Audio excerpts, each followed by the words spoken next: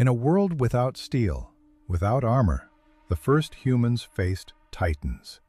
They stood against the largest land animals to ever walk the planet, armed with little more than stone, wood, and the fire of their own intellect. The mammoth. It was a moving mountain of flesh and fur, taller than two men standing one atop the other, weighing more than any vessel they could build. Its tusks, curving sides of ivory, could shatter a ribcage with a single, contemptuous flick. This was no dumb brute.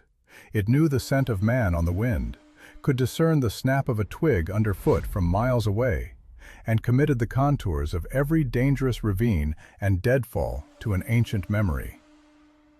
Alone, a single hunter was less than an inconvenience, a fleeting shadow with no chance of survival.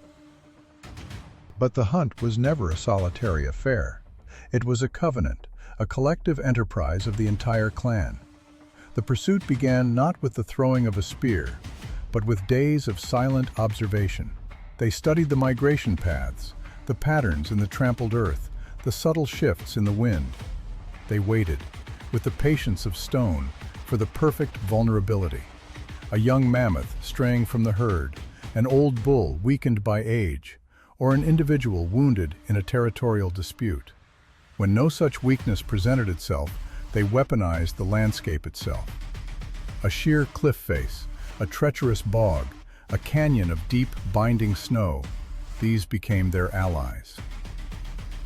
The attack was a symphony of coordinated chaos. Echoing shouts and the rhythmic beating of stones would erupt from the tree line, goading the colossal beast, denying it a moment of peace, forcing it toward the pre-selected trap. Fear was their first weapon, exhaustion their second. Only when the giant was mired in mud, cornered against a precipice, or bleeding from a dozen smaller wounds, did the most perilous phase begin. To approach was to risk obliteration, but to retreat was to accept starvation. This was a gamble on the very edge of existence, waged not for glory, but for the continuation of their people. Its meat would feed the clan for months. Its hide would become shelter against the glacial winds. Its very bones would be fashioned into tools and the frameworks of their homes. The mammoth was not a trophy. It was the price of life itself. Yet the great beasts of the open plains were not the only danger. Sometimes the most desperate battles were fought not for food, but for the simple promise of shelter.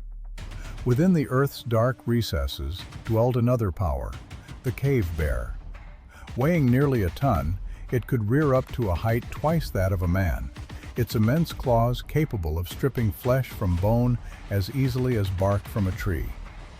This was not a hunt born of choice, but a clash of desperation, often beginning by accident when a human family, seeking refuge from the winter's fury, stumbled into a cavern already claimed.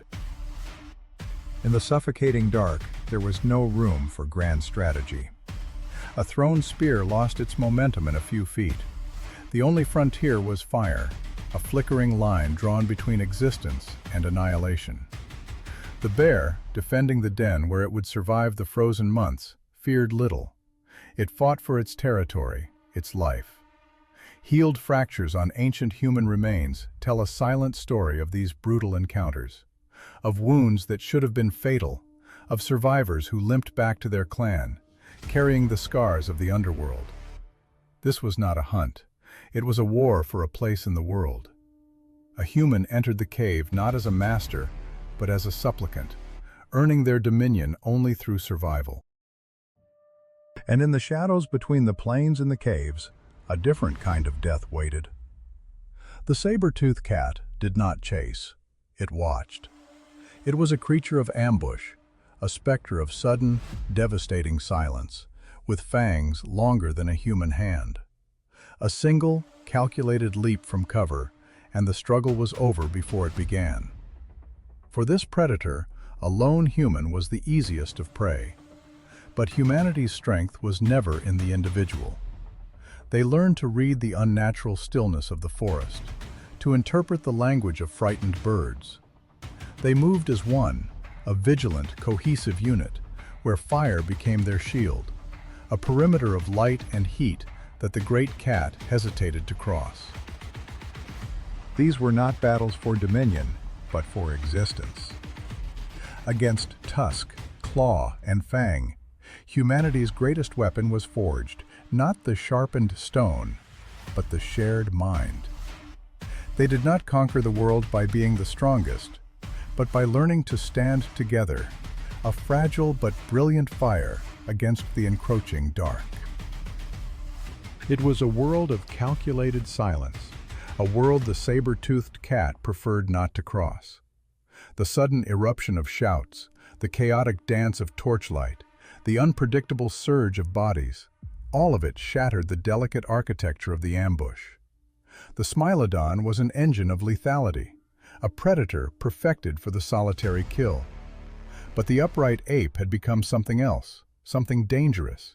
It had ceased to be alone.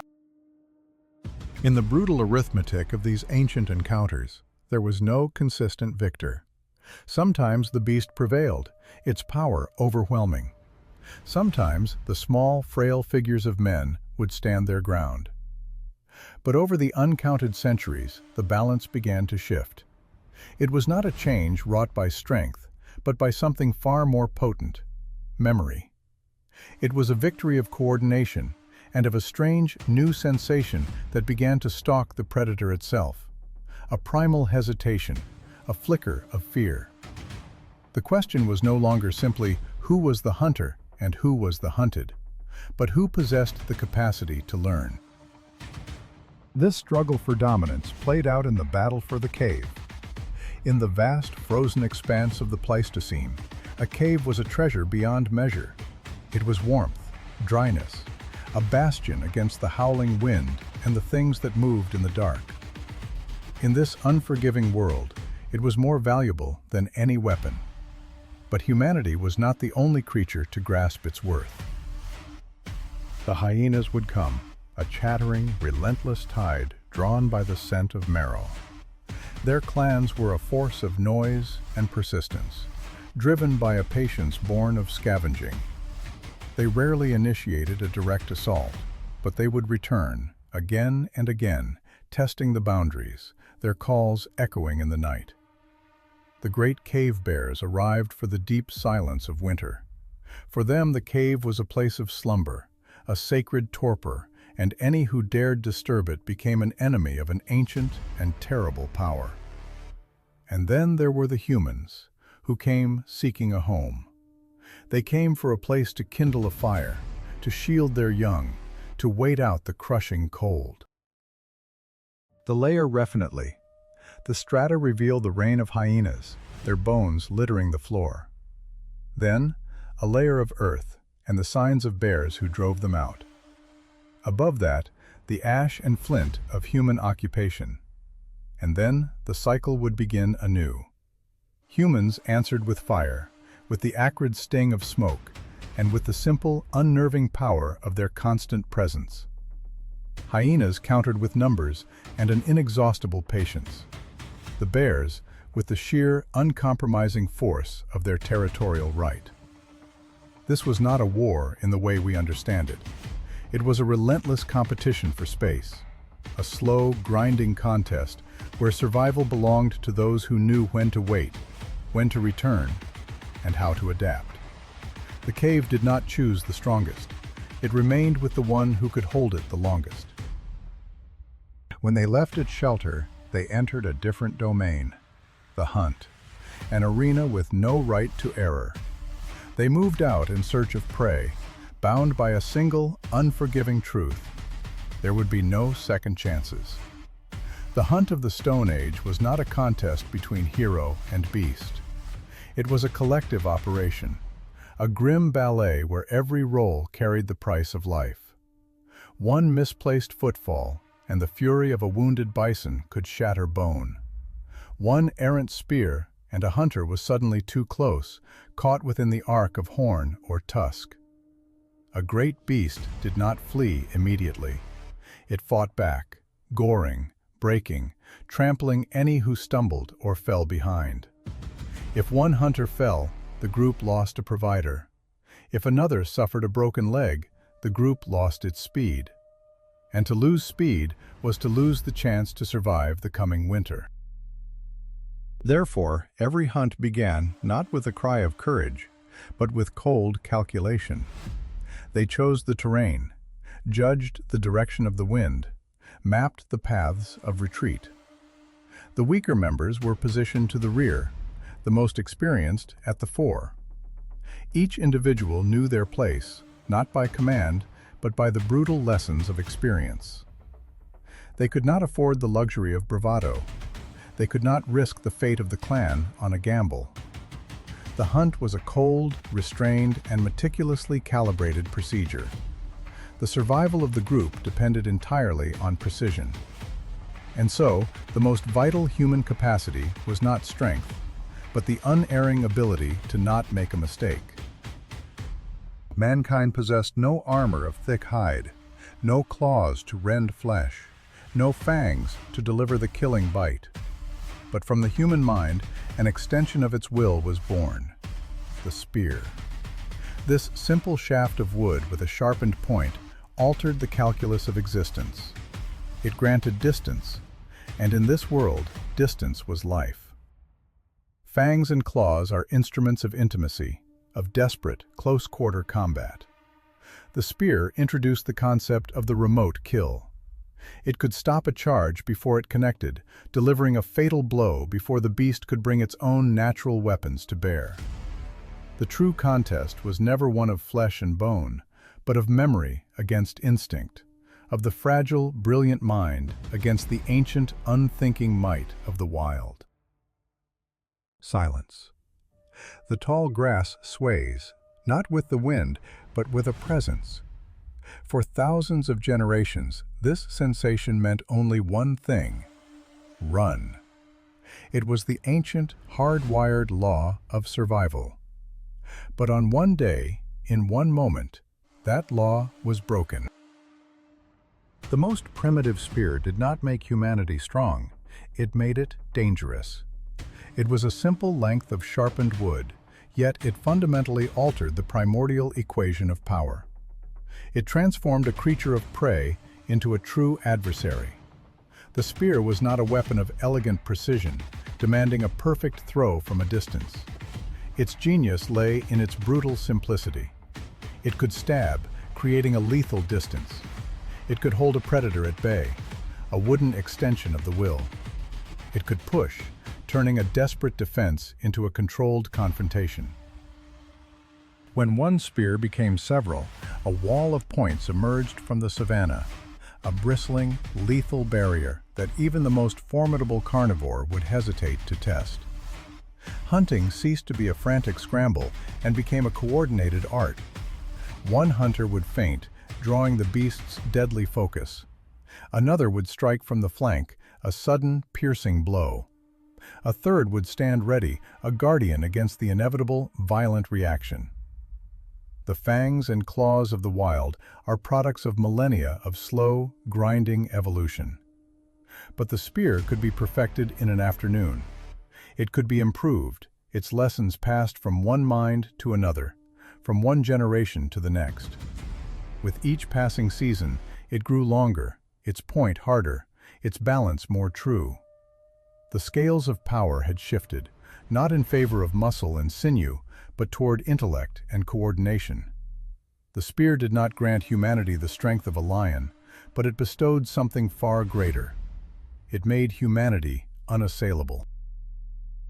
This was the dawn of the Stone Age ambush, a crucible where intelligence became the planet's ultimate weapon.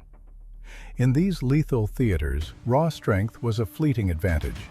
Speed was even less reliable. Victory belonged to the mind that could see the future, the one that thought first. Our ancestors did not charge into frontal assaults against tooth and claw. They became masters of patience. They waited. They chose the ground. They knew the animal trails, the watering holes, the subtle habits of their quarry with an intimacy the beast itself could not comprehend. The world itself became their weapon. They wove traps into the landscape, They sought out narrow passages where a predator's charge was nullified, the steep banks of rivers where agility was lost to the mud. In these carefully selected arenas, where the enemy's natural advantages were stripped away, the battle began. Rocks rained down from cliffs, a crushing percussion.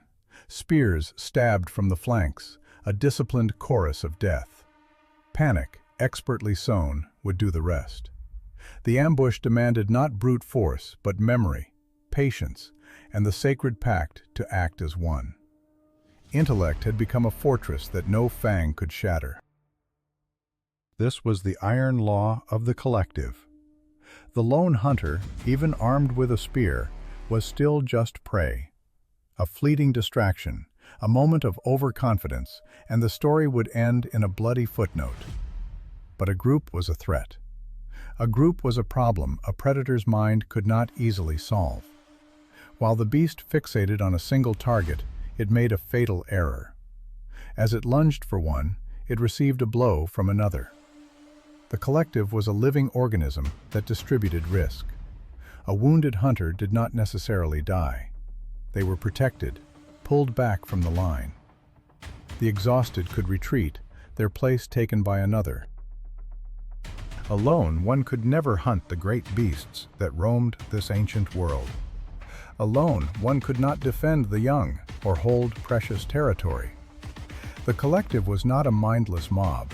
It was a complex tapestry of roles, signals, and profound trust. Power belonged to the muscle, but survival belonged to the group. And in those final, terrifying seconds before an intensifying clarity, vision narrowed, the world collapsing into a tight corridor between hunter and hunted. The heart hammered against the ribs, a frantic drumbeat trying to escape the chest. Breath came in ragged, shallow bursts, yet hearing sharpened to an impossible degree. The whisper of grass, the snap of a twig, the sharp, predatory intake of air. Fear was not a paralytic. It was an accelerant. The body remembered what countless generations had taught it: freeze, retreat, strike, or flee. The gaze became a declaration. To look away was to become meat. To stare back was to risk everything, to announce that you were not a victim. In these fleeting heartbeats, more was decided than who would live and who would die. What was decided was whether humanity would remain a hunter or once again become just another name on the predator's menu. This is why we came to dominate this planet. Not because we were the strongest or the fastest, but because we learned the most important lesson of all. We were never, ever alone.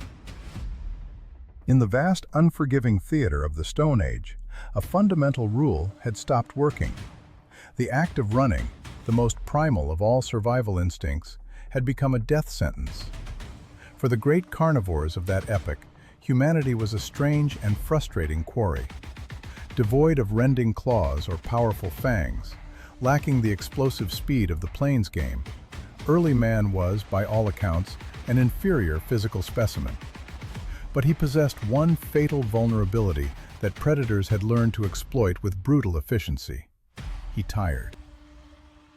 The cave lion was a blur of lethal muscle, faster over the short distance.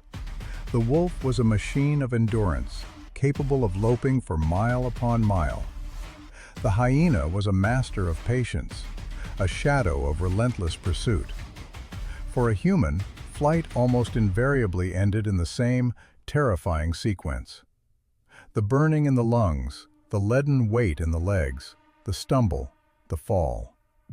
A final, desperate surge of panic, and then the crushing impact to the back of the neck or the spine. Those who, by some miracle, survived these encounters returned to their kin bearing a terrible and profound lesson etched into their very souls. The back. The human back was the ultimate geography of defeat.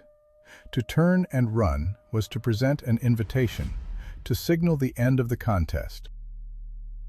Then came the moment of fracture, the day the script was rewritten. It happened not out of some newfound courage, but out of desperation. Picture the scene. A lone individual, unable to flee. Perhaps a leg, gored and useless. Perhaps a child, too small to keep pace, clutched tightly to their chest. Or perhaps, simply, the unyielding stone of a cliff face behind them, an absolute end to the possibility of escape. With the predator closing in, its breath a low growl in the air, this human did the one thing that prey is never meant to do. They stopped, and they turned to face the coming doom. That single act, the locking of eyes, shattered an ancient, brutal choreography. For a hunter, the attack is a sequence, an algorithm honed by 1,000,000 years of evolution. It anticipates the panicked scramble, the exposed flank, the vulnerable spine. But when the quarry stands its ground, when it stares back with an unblinking gaze, the algorithm fails. The predator's mind, geared for a chase, is met with a confrontation. It sees not a victim, but a variable. It sees an upright posture, arms raised to appear larger, perhaps the glint of a sharpened stone or the point of a fire-hardened spear. It hears a sound it does not expect, not a whimper of fear, but a guttural roar, a human scream hurled forth as a weapon. This was no longer prey. This was a problem. The great predators of the Pleistocene were not monsters driven by malice. They were pragmatists, governed by a ruthless calculus of energy and risk. Any injury, however minor, could be a death warrant. A broken canine meant starvation. A wounded paw meant being unable to hunt, becoming prey for another. If a target refused to run, if it demonstrated size and aggression, if it met the hunter's gaze without flinching, the balance of risk versus reward shifted dramatically. The easy meal had just become a potential catastrophe. And so, for the first time, the hunter hesitated. It weighed the odds, and sometimes it turned away. From that singular, terrifying standoff, a new scripture of survival was being written, chapter by bloody chapter. Do not run immediately. Hold the predator's gaze. Make your silhouette immense. Scream, shout, hurl stones and branches. Keep the point of your weapon, however crude, squarely between your life and its hunger. This was no longer the instinct of the hunted. It was the posture of an adversary. Yet this new tactic was a razor's edge. A single miscalculation meant death. The turn to confront did not always work. If the beast was starving, if the attack was an ambush from close quarters, if the hunter had already committed to its final, lethal leap, any hesitation, any flicker of fear at the wrong moment was fatal. Survival belonged not to the brave, but to the attuned, to those who could read the subtle language of a predator's intent in the space of a heartbeat. The legacy of that choice echoes through millennia, a whisper in our DNA. Today, the instructions for an encounter with a bear, a tiger, or a mountain lion sound eerily familiar. Do not run. Stand your ground. Make yourself large.